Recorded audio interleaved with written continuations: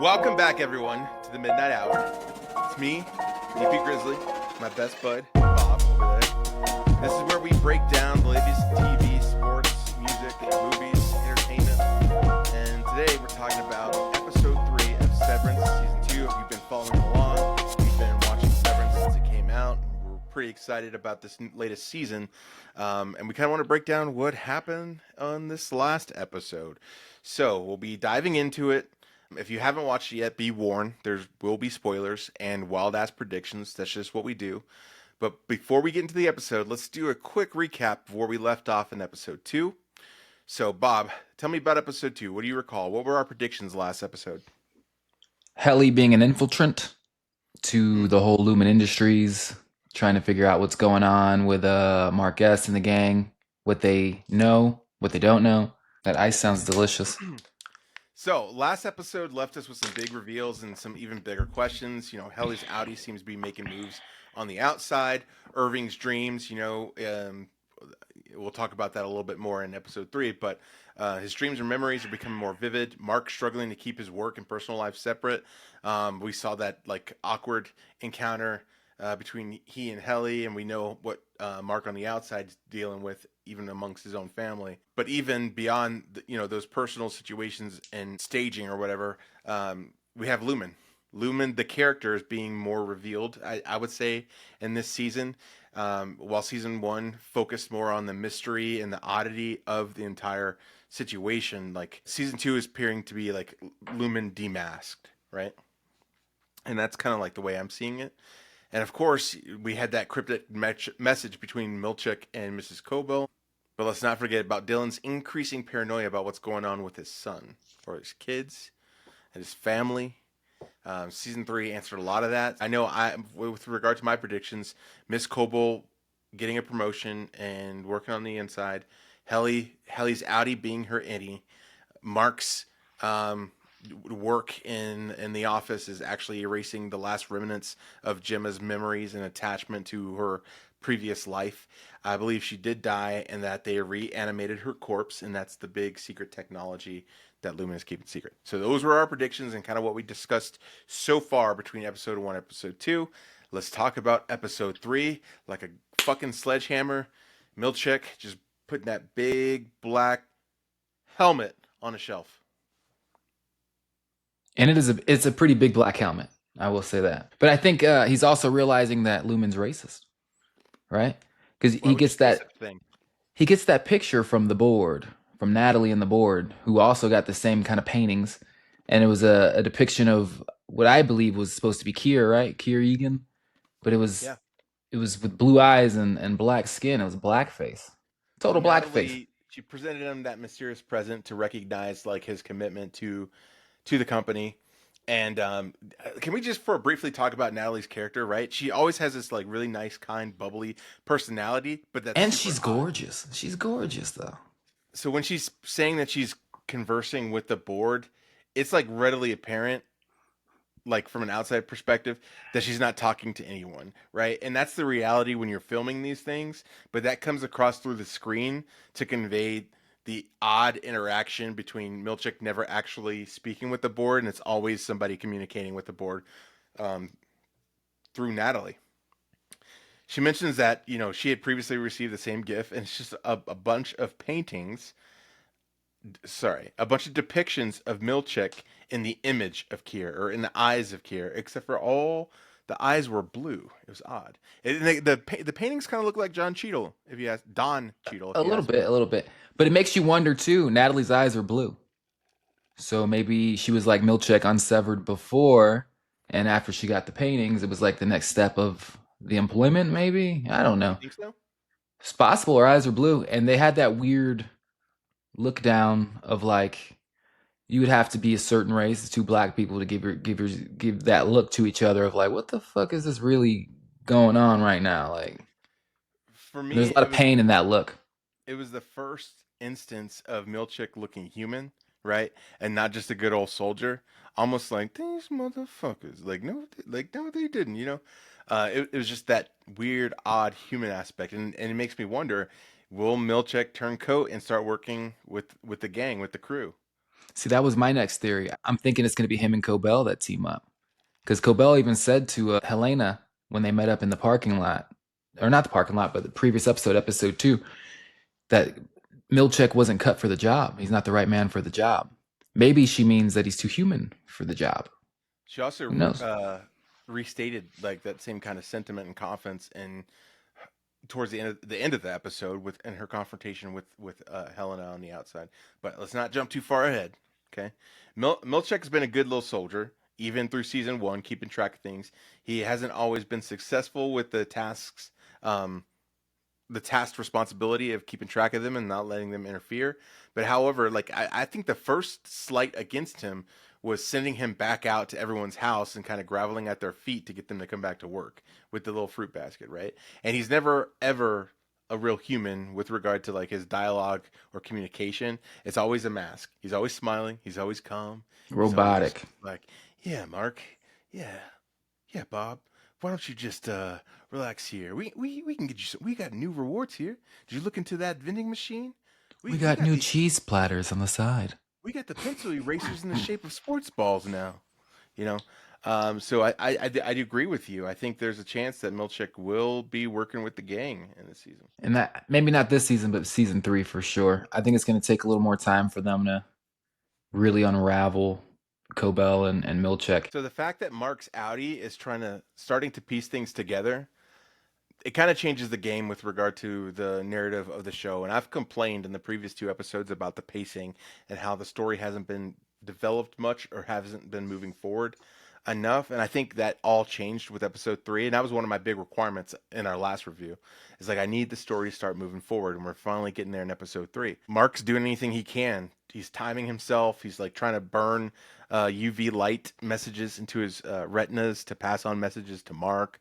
You know, he's ready to fully commit to this mission, which is nice, right? It's nice not to see him moping around and being lazy and just kind of apathetic. He's got a mission. He's got a reason to live now, and it's because It's nice to see his was alive. His relationship with his sister is slowly getting restored through it all. From this episode, you saw how they were interacting. They seemed like a normal brother sister. They were cracking jokes when she went up the stairs, like, "All right, fuck off. Thanks for paying for dinner." Oh, da, da, da. Is it just me, or was Natalie and Mark's sister's husband interaction just a little too flirty? Like it It seemed was. like the sister was like, So, do you want to touch on that right now? Because no, go on it. so not only was it a little too flirty, but I get the sense, when the wife walked in, she knew that something was awry, but she also trusts her husband, right? So she knows that he thinks she's attractive, but he's not going to do anything. That being said, I think she went there, Natalie, to clearly underwrite what's in his book, not fix it. Like, and his sister was, you've said it best. What's wrong with it? Nothing's wrong with it. Why are you trying to change the writing inside for the innies? And that's clearly to control the innies a little bit more. Oh, absolutely. Because it's having the opposite effect right now. Sorry. I also think the board's intentions have nothing really to do with the book. I think the board is just trying to infiltrate the family more to keep their thumb on to what's going on, and they're not going to get through the sister. She's too suspicious. She's too distrusting of Lumen as a corporation as it is. That she's too close. So what's best? Go to her aloof, over ego, through the sky husband. Butter him up about wanting to use his book, and then you get in his good graces, and now you have some insight into what's going on without having to kill her. But that still might be on the table. Maybe. Dun, dun, dun, dun, dun. Just might be. You know what was really, really hard about this episode is it was the most realist point, but also like the most emotional, and not in this overly emotional sense, but the part that I felt the most with my unfeeling self, when Dylan G referred to himself as a loser. Yeah. And as a fuck up. Yeah. He's stupid. He's stupid.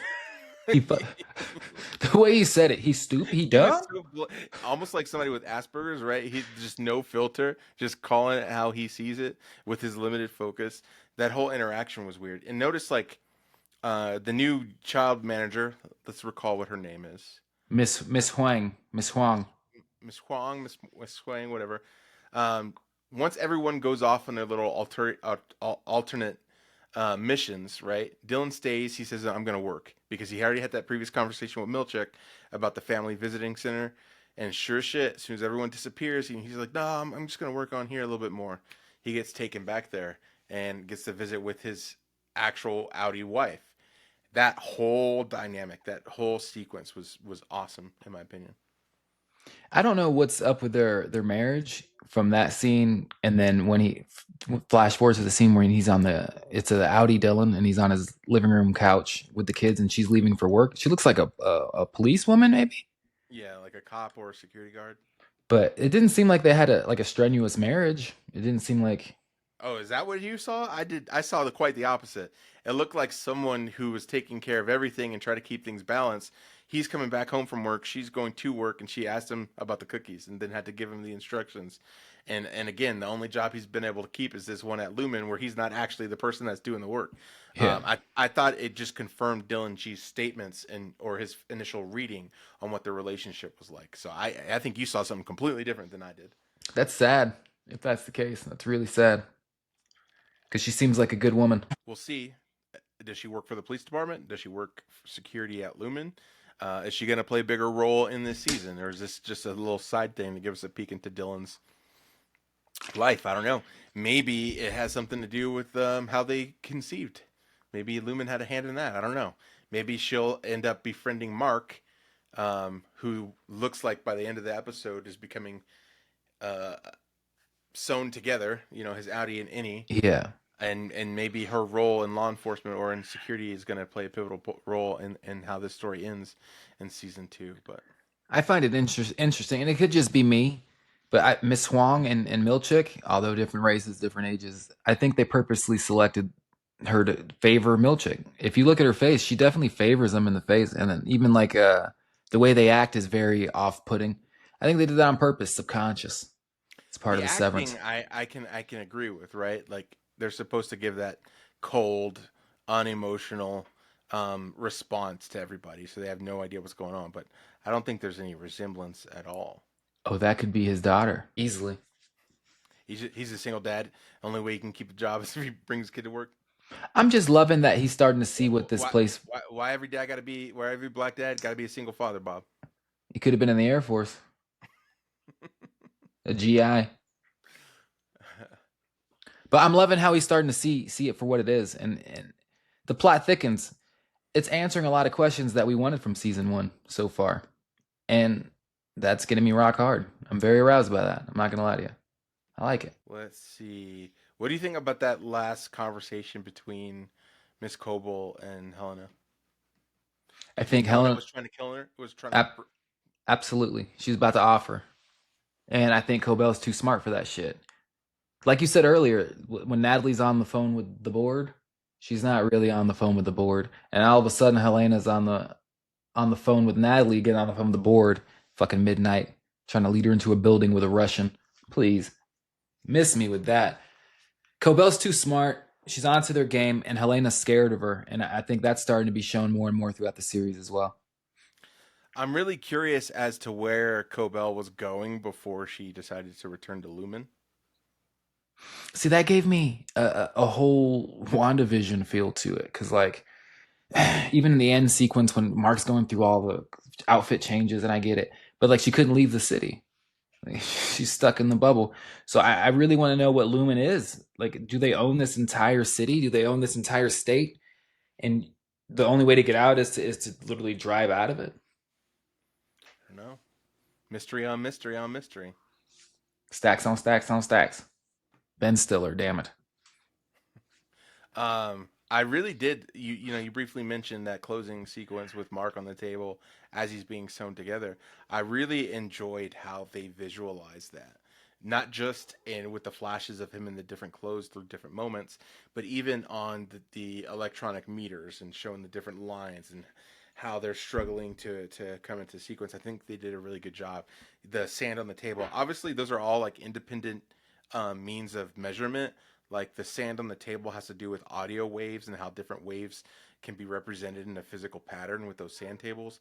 Like so, like in real life, they have no meaning together, but just the choices they made to visualize unison. I thought was really tasteful. And what was that chick's name? Azal Ragabi. That was the second time we've seen her since season 1. Yeah, I can't remember what her name was. Azal Ragabi, and she said she perfected the sequence now, so he won't end up like Petey. So he, spoiler alert, Marquez decided immediately to do it because that's his fucking wife, and that's where it left us. So hopefully, episode 4 is even better than this one. I think I'm locked in for the rest of the season now. Like we're getting to the meat and potatoes of what's going on. I think next episode will probably be a series of Mark, the Marks, Unison Mark, figuring out, getting the lay of land, understanding what his Audi has already understood, and on the other side, his Audi personality coming to terms with what his actual life has been like and who he actually is as a person, and maybe those conflicting feelings. Now Mark on the outside is going to experience those conflicting feelings for Helena while he's still in love with Gemma and searching for her, right? So, and we saw that dynamic too in the hallway with Mark and Helena in Helly when they went to go look for the room to find Gemma, or the goat room, The to find goat Gemma, room. and they're staring at each other, and almost like Mark wants to ask for a kiss again, but his know how to engage in intimacy. But I think those diverging feelings, Audi Mark for Gemma, any Mark for Helly, is going to create some kind of weird psychological conflict. You see, I also felt like Helena was pushing for Mark to choose her over Gemma in that situation as well, and that was dirty because it's like you just told him you'd help him, and now you're trying to see where he's at. Which one do you want more, kind of thing. It's because it's the Audi, man. It's the Audi. Selfish really bitch. Heavy. Selfish really bitch. Heavy. What are the chances that what is the process that they're doing, that they did to Mark, that they did to the other guy in season 1, where they bring them together? Because I don't want to keep saying like unison or whatever, or combining whatever they're doing to them. What are the chances that happens to Helly throughout this story? And because of that, Helly's influence on Helena, turning her against her own family and the corporation. See, I slowly happening. Like, and I don't want to say the goat scene was one of those times, because I feel like she put up a flyer of Gemma in that scene to save their asses from getting killed, more so than to find Gemma.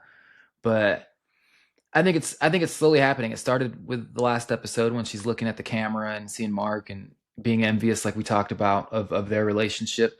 But you haven't seen enough of it yet, and so yeah, it's getting there. I'm interested still on the whole Irving thing. We got to touch on Irving because he didn't want to. I mean, speaking of Dylan again, he tried to get Dylan to go with him to the fucking, what is it, O&D whatever spot, and Dylan clearly wanted to go see his family, which I get. I would do that too. Dylan didn't know he was going to go see his family, but his motivations were to be on his best behavior to maintain that. Because he knew it was on the table, right? Yeah. So he didn't want to fuck it up. So I get it. But then Irving finally got the balls to go, and I can't remember if he showed that the lady a picture of Gemma or not. Did he? He did. She didn't give much information, but then he showed her all the pictures of what's his name? Oh yeah, the pictures of Bert. And at the end of those pictures was the hall, the door with the red light at the end of the hall. And that was called the exports hall. Yes. And that the Bert and his old partner used to be able to go there, but now they get a man to do it. But touching back on the whole the flyer of Gemma thing, when they go back to the goat room, what does that chick say about Gemma? That she treated them well. That she had good insights. Good insights, and then the one other guy said that she said that I loved space or stars or something like that. Stargazing, yeah. Mm-hmm. So they knew of her, and then they let them go because they knew of her, and I think they suspect something weird's going on too, because what the fuck was with the pouch thing? Let me see your belly. Let me see your stomachs. What is that? Let me see your belly. Just as I suspected, no pouches. So they're not only severing people, but they're enhancing them with pouches. They're mutilating them with pouches. when I saw that, I knew that you would hyper focus in on that really odd interaction. I think that interaction means absolutely nothing. It's just fun and weird and odd, and it's sent there to like distract you from what it's actually going on. You're gonna ask all those questions about what the fuck did they mean by pouches. It'll be answered maybe later on in the season, but it won't have any impact on the story. There'll be like one dude who like pulls a burrito out of his belly pouch, or something. Or baby goat or some shit. Yeah. Man, it was a little creepy when all those people popped up from behind those hills. The black goat, especially. Like, what the fuck was that guy? He was on too much Adderall that day. What the hell? Well, I'm excited. I still don't quite understand this release schedule, right? It's supposed to release every Friday, and when I first looked it on, when I came home yesterday, it wasn't available. Then later on in that, I checked and it was available. I'm like, well, it's still not Friday. It says Friday, but it's Thursday and it's available. And I watched it on Thursday. Like, what's going on with Apple and like this release schedule? Does someone know? Are they using like UK time to determine? So I remember like when the first season came out, for some reason it came out at 6 o'clock the day before too. And even like other shows that come out on Apple Plus. So it might just be an Apple Plus TV thing that some people are aware of, some people aren't. And maybe they don't do it for every show. I don't know. But it does seem to be a thing for Severance. And I'm happy for it. Fuck it. Cuss the time. Does your partner have any ideas on or thoughts that we haven't discussed on episode 3? Any observations? Miss Huang being dead like Miss Casey. Ooh. She was a cross guard. She was a cross guard, she said, when we first got introduced. Because it's a little strange that they got a 13-year-old. And no one's asking questions about where she is? Only Dylan G. Like, are you okay? Maybe Dylan G's wife, I can't remember what her name was, but maybe he'll ask her to look into it. And she's a cop. But she would have seen the kid. And if she was a cop, then she would have known the kid had been dead. So, now I'm second guessing that one. I don't think she works security at Lumen, because when she was in the room with Dylan, she said that they made me put all my stuff in here. She would have known the protocol already. That's true. But I'm saying if she was a cop, then she would have likely been aware that a child died in a crossing guard accident, Yeah, so that would be the red flag as soon as he says something about it. And maybe she, even though she talked to her, she never saw her, so there might be. Or she could have responded to the scene. Never knew. Yeah. Well, that's about it for this episode. But we have a lot to look forward to, a lot to talk about. Hit us up in the comments if you have some theories or some thoughts we didn't touch on, or you have some criticisms of some of our dumb theories or our bad recollection, because I can't keep names straight from TV characters. Yeah, it's the midlife hour, not the young life hour. Get it right. Yeah, damn right. Bob, take us out. Stay black. Thank you guys for listening, and I cannot wait for Severance episode 4. Peace. Deuces.